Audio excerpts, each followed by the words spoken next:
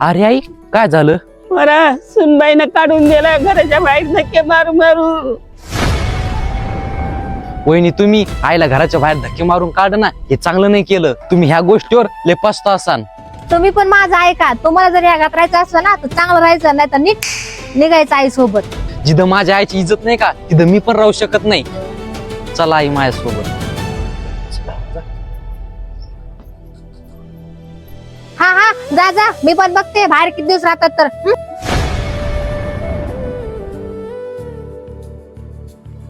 अरे यार, आज लय ऑफिस मध्ये काम होतं.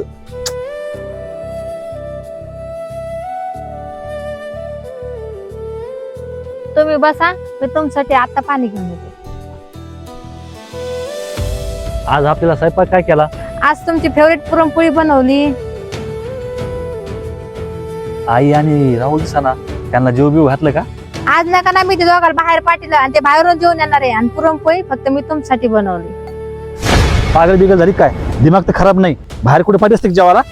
या घरात मी तुमच्यासाठी आले आणि तुमचीच काळजी घेणार. या घराचं गुत्त नाही घेतलंय मी सांभाळायचं. आणि हा, तुम्ही जर त्यांना इथं बोलून आणलं ना तर माझी इतकं वाईट नाही. माझ्या जर तुम्ही जोर जबरदस्ती केली ना तर मी डायरेक्ट हे घर सोडून जात असते. मग घर सोडून जायची धमकी? तो मला लय वेळ दिली. तू एक काम कर, ही बॅग घे आणि चल निघ. तू माझ्या घरातल्या ठीक नाही झाली तर मग काय होशील? तू एक काम कर, ही बॅग घे आणि चल निघ. हा हा चालले चालले, मला काही इथं शॉक नाही राहायचा.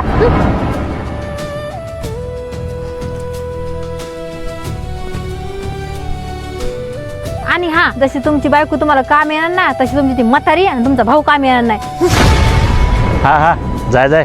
तो यापेक्षा म्हटली आई आणि भाऊ चांगला आहे आणि तुम्हाला नसलेली पुरती.